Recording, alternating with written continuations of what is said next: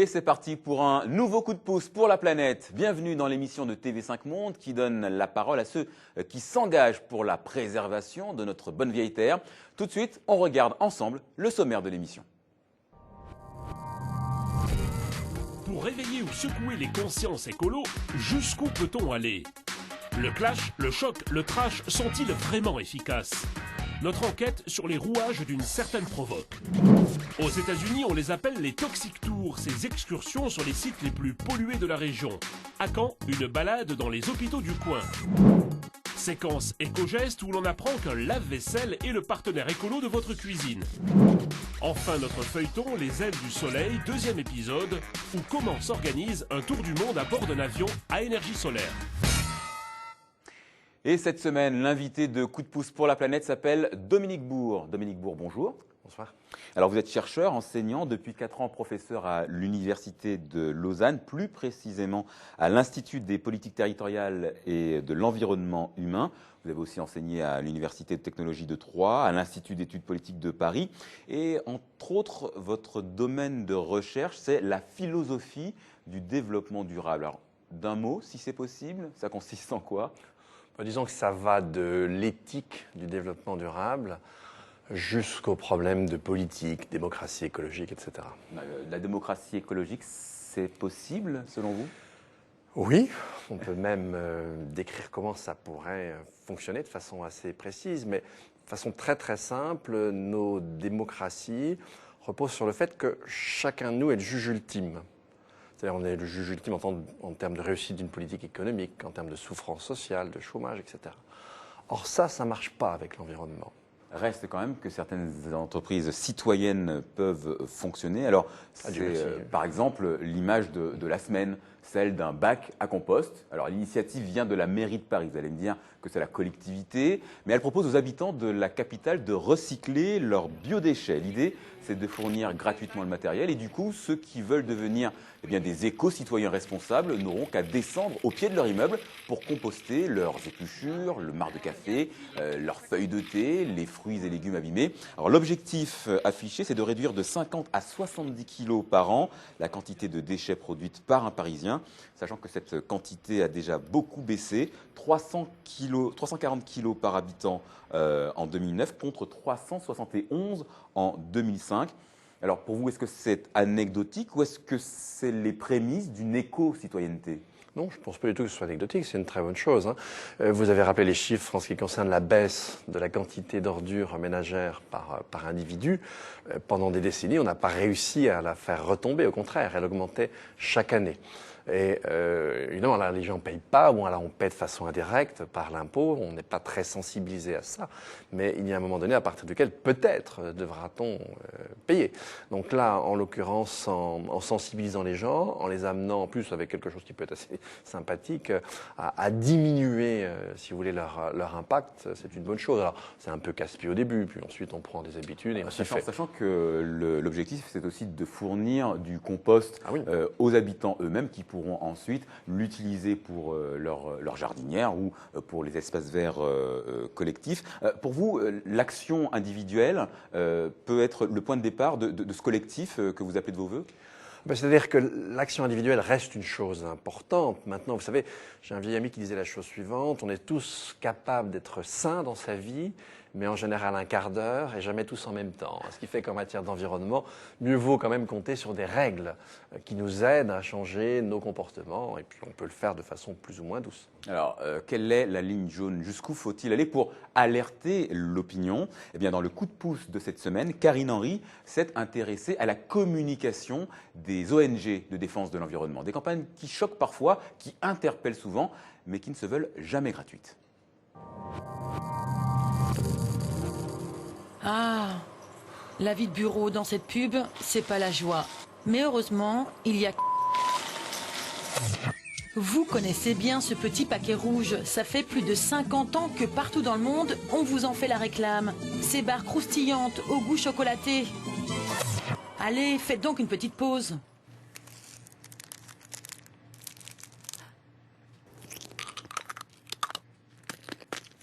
Avec Greenpeace, ça n'a pas le même goût. C'est la recette maison de l'ONG.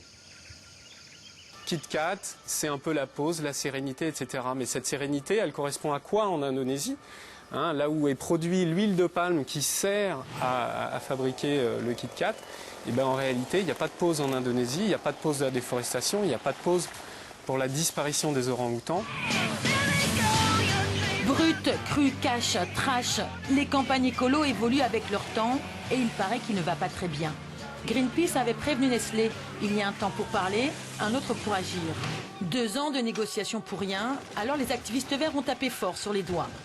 Le clip est lancé sur Internet. Le jour même de la diffusion, Nestlé rompt son contrat avec Sinarmas, son fournisseur indonésien. Joint par téléphone, le service de communication du groupe suisse reconnaît ses torts, mais ne souhaite pas en dire plus.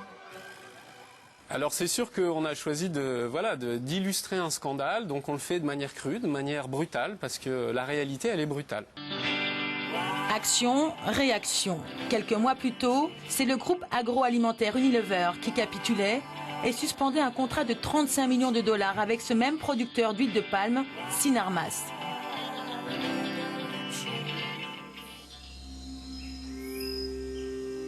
L'électrochoc, ça peut marcher, mais pas avec tout le monde. Ici, on privilégie l'émerveillement. On s'attarde sur la beauté de la nature avant de dénoncer le mal qu'on peut lui faire.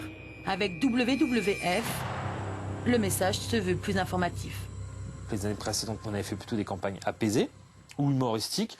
On a dit, bon bah tiens, ce coup-ci, on va, vu que le sujet du changement climatique est un sujet fort, on va interpeller les gens, et ça a été un échec patent, et on ne le refera plus. Donateurs indignés, adhérents froissés, pas bon pour l'image. Il y a des valeurs à respecter. Alors, quand une agence brésilienne monte cette campagne comparant 11 septembre et tsunami, WWF refuse d'y apposer son logo. Une campagne efficace quand elle est pertinente par rapport à son objectif. Si on fait une campagne très, je dirais, humoristique sur un sujet où les gens plutôt sont fortement scandalisés, on rate sa cible. Après, on peut faire une campagne très agressive et qui tétanise le public et on rate aussi sa cible. Ça demande un vrai travail d'analyse pour voir quel ton on va utiliser pour être le plus pertinent. C'est une question de pertinence. Passer la ligne ou pas, chacun sa méthode pour marquer les esprits et parfois, ça laisse effectivement un goût amer. Alors Dominique Bourg, il est où l'équilibre? Il faut être trash, choc pour secouer les consciences, ou est-ce qu'il faut rester dans le domaine de l'information pure? Alors, est-ce que la fin justifie toujours les moyens? Je n'en sais rien. Moi, je n'ai pas de leçon. Ce que je trouve intéressant là-dedans, c'est qu'en fait, l'image, elle est absolument inséparable de son émetteur. C'est-à-dire Greenpeace, depuis le début, finalement, a l'habitude de faire des coups de poing. Donc, finalement, quand ils attaquent l'image, même par un clip, c'est aussi un coup de poing avec le doigt en plus. C'est-à-dire que vous voulez dire que les campagnes sont signées? Oui, voilà, elles sont signées, elles sont inséparables. On va admettre des choses de Greenpeace qu'on n'admettrait pas du tout, d'ailleurs vous l'avez vu dans l'émission tout de suite, qu'on n'admet pas du WWF. C'est-à-dire chaque ONG a son image, et elle va communiquer en fonction de son image. C'est assez curieux. D'accord. Très rapidement, à titre personnel, dans le domaine du développement durable, de l'écologie, qu'est-ce qui vous énerve, à titre personnel? Alors, ce qui m'énerve, c'est précisément la désinformation. Je crois que c'est ce qui m'énerve le plus. Alors, d'une certaine manière, avec ces images, on n'est pas dans la désinformation, bien sûr, mais on est limite, quoi. C'est-à-dire que, et je ne le critique pas, je pense que c'est nécessaire dans un premier temps, mais on choque plus la sensibilité que l'esprit. D'accord. Or, c'est très gênant en matière d'environnement, parce qu'il faut vraiment faire marcher ces ménages. D'accord. Alors, ce qui énerve Frantz Vaillant cette semaine, ce sont les Toxic Tours. C'est bien entendu le coup de gueule de l'émission, et on regarde.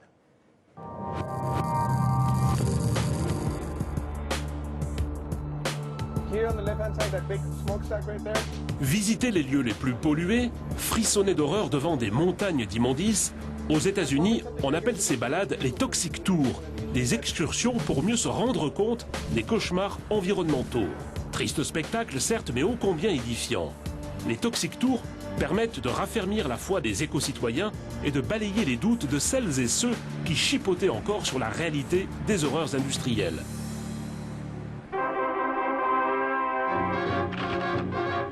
Il est loin le temps où Hollywood éveillait les jeunes consciences avec des dessins animés rigolos, des films instructifs et ludiques, où l'on expliquait le mode d'emploi du soleil et sa farandole de bienfaits. Mais le Toxic Tour peut mieux faire. Nous suggérons de compléter la visite avec un détour dans les hôpitaux de la région. Étage réanimation ou cancer stade terminal. Los Angeles est en effet la ville la plus polluée des États-Unis. Et cette pollution serait responsable de plusieurs milliers de morts chaque année. La ville des Anges pourrait être aussi jumelée avec Mexico. Y respirer là-bas est aussi dangereux que fumer 2 paquets de cigarettes par jour. Le Toxic Tour, une affaire d'avenir. Dominique Bourg, prêt pour un Toxic Tour? Non, là on est dans un contexte très particulier qui est le contexte américain. Je crois qu'il ne faut pas l'oublier. Par exemple, en matière de changement climatique, c'est depuis le début des années 80 des dizaines, voire des centaines, probablement de millions de dollars qui ont été dépensés pour déstabiliser l'opinion sur cette question. À telle enseigne qu'aujourd'hui, vous avez un peu moins d'un Américain sur 2 qui continue à penser que le problème climatique est un réel problème. Donc on est dans le contexte d'une société où vous avez des combats idéologiques qui sont extrêmement forts, extrêmement puissants, avec des moyens au prorata, si vous voulez. Et donc, du coup, les Toxic Tours, j'imagine, c'est un peu la réponse du berger à la bergère. Cela dit, il n'y a pas à employer le conditionnel. Hein. On sait très bien, et puis maintenant une trentaine d'années, on peut suivre, si vous voulez, les pathologies avec des seuils tous les 10 microgrammes, par exemple. On suit ça de très près. Ce n'est pas au conditionnel. Alors, à propos des gens qui doutent, je vais vous demander votre réaction à une phrase. Elle est signée Claude Allègre, climato-sceptique s'il en est, et dans Libération, il soutenait que la climatologie est une discipline jeune, ça on est d'accord, mais que pour l'instant les climatologues racontent des salades. Voulez-vous faire l'avocat des climatologues? Non, mais ce garçon est ce qu'on appelle un hooligan scientifique. C'est-à-dire c'est quelqu'un qui... Ah oui, sans aucun problème. De toute façon, toute la presse l'a dénoncé. Ses livres sont un tissu d'ânerie, il tord des graphes, etc. Il raconte vraiment n'importe quoi. Le seul problème pour lui, c'est qu'on parle de lui et qu'il gagne de l'argent. Donc pour moi, c'est un non-sujet.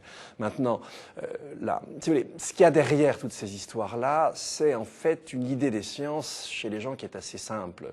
C'est l'idée que la science, ça produit des certitudes. Non, non. Il n'y a aucune certitude en science. Il n'y a pas de vrai en science. Il n'y a que, comme disait le vieux Popper, que du falsifiable. Et le propre d'une loi scientifique, c'est de voir, au long de l'histoire, sa validité se restreindre avec l'avancée des connaissances. Alors ça, c'est déjà avec des choses simples. Mais quand on a affaire à des choses complexes, par exemple, effectivement, comme le climat terrestre, on n'a pas la possibilité de prendre 2 planètes, une planète avec beaucoup plus de gaz à effet de serre et l'autre avec beaucoup moins, et puis voir la différence. Voilà. Et donc, de toute façon, alors là, plus qu'ailleurs, c'est vrai qu'on n'a pas de vrai, il faut être clair là-dessus, on a du vraisemblable. Mais je peux vous assurer que le vraisemblable en question, il est beaucoup plus vraisemblable que votre croyance à vous, selon laquelle, tout à l'heure, vous allez rentrer chez vous. Merci Dominique Bourg de m'avoir reboosté le moral. Alors comme chaque semaine, l'éco-geste nous est proposé par nos confrères de Télé-Québec. Vous ne le saviez peut-être pas, mais le lave-vaisselle, quelle sacrée bonne invention.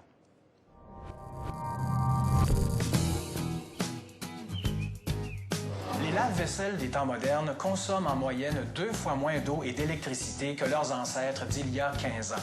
On peut donc s'épargner la corvée de vaisselle sans avoir mauvaise conscience, d'autant plus qu'un lave-vaisselle, s'il est bien utilisé, emploie 2 fois moins d'eau qu'un lavage à la main. Si on choisit des détergents sans phosphate, moins nocifs pour la nature, ils pourraient cependant être moins efficaces contre les accumulations de calcaire. Il faudra donc ajouter un peu de vinaigre blanc dans le contenant à rinçage pour avoir une vaisselle et un appareil propre.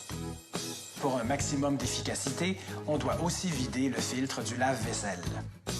Enfin, comme les repas sont des rituels quotidiens, ces bonnes habitudes sont à entretenir régulièrement. Alors Dominique Bourg, ça c'est un exemple concret que le progrès, justement, peut allier à la fois libération de la condition humaine et protection de l'environnement. Bien sûr, il y a des cas où ça marche très bien. Et puis en même temps, le progrès, c'est ce qui nous permet d'avoir des prélèvements de plus en plus forts sur la nature. Et puis ça finit par poser une masse de problèmes, ce qui ne veut pas dire qu'on va renoncer au progrès. Nous autres humains, nous sommes inséparable des techniques. Dans tous nos gestes quotidiens, il y a toujours entre nous et le reste, souvent, des techniques qui s'interposent. On ne va pas revenir là-dessus. Ensuite, après, il faut, dans certains cas, se dire est-ce que cette technique est utile, est-ce qu'elle est intelligente, est-ce qu'elle est intéressante, est-ce que je peux me passer, est-ce qu'effectivement j'ai un gain, et pas simplement un gain environnemental, aussi en termes de plaisir. L'automobile, par exemple, pour vous, alors, se situe où, justement, sur cette échelle? Là, c'est très simple. Le problème de l'automobile, c'est que nous sommes 9 milliards. Nous allons être 9 milliards, nous sommes 7 oui. milliards. Nous serons 9 milliards au milieu de ce siècle. Aujourd'hui, il y a à peu près 900 millions de voitures qui circulent. Si vous voulez, ne serait-ce que les Indiens et les Chinois avaient le même taux d'équipement que les Américains, il y aurait 2 milliards 500 millions de voitures. Et imaginez qu'en 2050, nous serons 9 milliards, que le niveau de vie général ait progressé et qu'il y ait, comme aux États-Unis, il suffit grosso modo 3 voitures par foyer.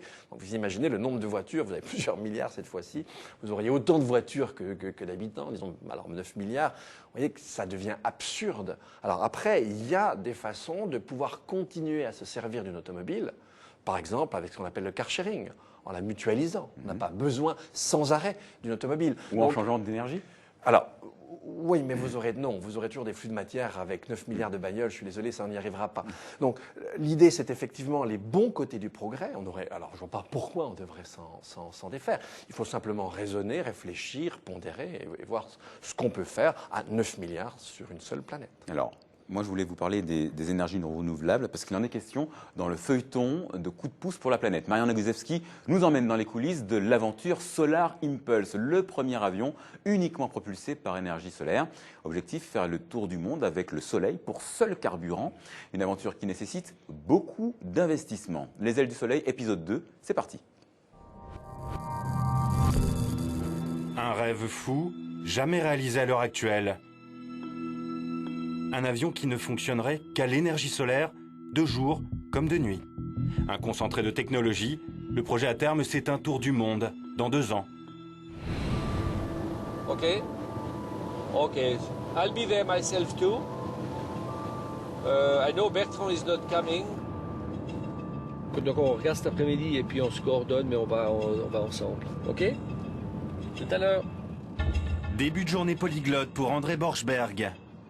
Le reste, ce sera plutôt inspection des travaux finis, ici, à Payerne. C'est là que se trouve le tout nouveau hangar du projet Solar Impulse. À l'intérieur, il y a l'avion solaire, le HBSIA, très fragile. Là, tu fais attention où tu marches. L'avion vient tout juste d'être apporté et remonté ici. Donc l'avion est complètement assemblé maintenant, mais pas encore prêt au vol parce qu'on a encore tout ce qui est protection de moteur qui n'est pas installé, mais toute la structure maintenant est là. Tout doit être vérifié, recontrôlé. Le HBSIA est une machine de précision. Comme vous voulez, mais... Ouais, presque. Ouais. Bon, on va vous laisser bosser, tu me diras après, quoi. Ouais. Et après le premier vol qui a duré 1h30, cette étape fondamentale est source d'enseignement. De ce premier vol, on devrait déjà connaître la performance aérodynamique de l'avion, même si ce ne sera pas le résultat encore définitif, puisque on voit qu'il est encore équipé de systèmes de protection qu'on a pour les premiers essais en vol, comme cette cage que l'on a en fait autour du cockpit. Des essais indispensables pour envisager le tour du monde complet en 2012. Voici l'itinéraire prévu. Point de départ, le Moyen-Orient, 4 à 5 jours de vol, plusieurs escales. Le plus grand danger, c'est la traversée de l'océan Pacifique. Et entre Hawaï et Miami, l'avion doit tenir 2 nuits sans arrêt. Le défi est donc énorme. Notre but, c'est de développer un symbole, c'est de montrer ce qu'on est capable de faire aujourd'hui avec les technologies actuelles en termes, d'une part, d'économie d'énergie et d'autre part, de montrer la potentialité des énergies renouvelables. Un projet ambitieux, mais très coûteux, et qui vit seulement grâce aux sponsors. OK, faut qu'on y aille là. Ce soir, le patron de Solar Impulse a donc rendez-vous à Berne. Un des partenaires officiels de l'entreprise donne une petite fête en son honneur. Entre sourires, grandes retrouvailles et sérieuse décontraction, André Borschberg est en mode séduction. L'enjeu le vaut bien. Les partenaires apportent les moyens financiers en cash. Le budget total du projet est de 100 millions de francs suisses, c'est à peu près 70 millions d'euros. Ça paraît beaucoup, mais c'est essentiellement finalement des salaires. C'est payer les salaires des 70 personnes et aussi d'un certain nombre de partenaires qui travaillent à l'extérieur. Du donnant-donnant. Car pour une entreprise qui sponsorise l'opération, soutenir Solar Impulse, c'est aussi une bonne affaire. Bien sûr, c'est bon aussi pour notre image quand on est partenaire d'une aventure qui n'arrive qu'une fois dans une vie. C'est pour nous un honneur de développer des techniques qui contribuent au succès de ce grand voyage. Mais ce soir, l'aventure Solar Impulse est un peu loin. Place à la fête et aux occupations terrestres. Et tant pis si le temps d'une soirée, l'avion solaire est un peu mis de côté. Les ailes du soleil, un feuilleton signé Marian Nagzewski. La suite la semaine prochaine. Dominique Bourg, vous y croyez à ce projet ? Non, ce n'est pas une question d'y croire. C'est un défi technologique qui est intéressant. Effectivement, du côté de l'énergie solaire, il y a sans doute des réserves qui sont assez extraordinaires. Maintenant, il ne faudrait pas non plus tomber dans la niaiserie technologique, si vous voulez. Si vous prenez par exemple l'informatique, effectivement, les ordinateurs consomment de moins en moins d'énergie, mais le nombre d'utilisateurs, le nombre d'ordinateurs, le changement des usages, la diffusion de l'informatique fait qu'on prévoit pour 2030 le triplement de la consommation d'électricité due à l'industrie informatique. Donc c'est ce qu'on appelle l'effet rebond. Donc ce qui me gêne dans Solar Impulse, ce n'est pas le défi technologique. Il a dit, le patron de l'entreprise, qu'il y avait deux défis. Un défi qui est purement technologique, qui renvoie à, au développement du solaire. Oui. Ça, c'est une chose intéressante. Mais il a dit que c'est un symbole. Et c'est le côté symbole qui me gêne. Parce qu'on fait croire aux gens que tout est possible. Non, tout se paie d'une manière ou d'une autre. Et donc, en fait, le défi que nous posent les technologies, c'est très simple. C'est que plus on fait des techniques économes, plus on peut les utiliser, et plus au bout du compte, l'impact en termes de flux de matière et de flux d'énergie est important. Donc ça, c'est le vrai défi. Et ça, c'est un défi très, très difficile, 1000 fois plus difficile que Solar Impulse. Alors, bravo Solar Impulse, mais ne l'accompagnez pas d'un discours niais. Merci Dominique Bourg pour cette analyse. On va passer à la rubrique coup d'œil de Coup de pouce pour la planète. Cette fois, une petite publicité pour la promotion d'un ouvrage de sensibilisation à l'environnement, le tout avec un humour très décalé. Bon, en fait, nous, dès qu'on a un peu de temps, en fait, on recycle, on récupère l'air pollué dans des cartons, recyclables bien sûr. Bon, c'est vrai qu'on n'est pas très nombreux, on est 2, 3, ça serait bien qu'on soit un peu plus nombreux. C'est un travail qui demande beaucoup, non pas de l'expérience, mais du temps, essentiellement. Si tout le monde y mettait un peu du sien, c'est-à-dire prenez son petit carton le matin et mettez de l'air pollué dans son petit carton et rangez son petit carton tranquillement dans un placard, n'importe où, mais juste le ranger au moins, qu'il ne reste pas à l'air libre, eh ben, les choses avanceraient un peu mieux. Moi, je compte sur vous, les enfants. Parce que c'est pas gagné. Si tu veux vraiment agir pour la planète, tu ferais mieux de lire Debout les terriens. Je vous ai vu. Vous avez ri à gorge déployée. Ah oui, non, c'est excellent. C'est tout à fait. Alors, je ne sais pas si vous avez fait exprès de passer ça après Solar Impulse, mais il y a un lien entre les deux quand même.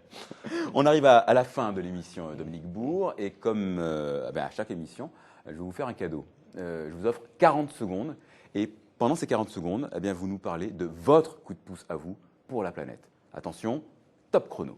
C'est très simple. Moi, je suis enseignant, je suis professeur. Donc, le coup de pouce, et celui que je peux donner moi, que j'essaie de contribuer, de donner à mon échelle, c'est diffuser l'information et apprendre à la décrypter, à la lire. C'est vital en matière d'environnement. Vous n'êtes même pas arrivé à la moitié du temps. Mais je crois que le message est important. Le message est très très clair. Dominique Bourg, merci beaucoup d'avoir été l'invité de Coup de pouce pour la planète. C'est la fin de cette émission. Merci à vous. N'oubliez pas vos coups de gueule pour la planète, vos coups de cœur pour la planète, vos éco-gestes. Tout ça, ça nous intéresse. Vous venez sur notre site www.tv5monde.com/c2p et vous pouvez aussi nous rejoindre sur notre communauté Facebook. Je vous dis à la semaine prochaine. Notre invitée sera la réalisatrice Colline Serrault. Excellente suite de programme sur la chaîne francophone.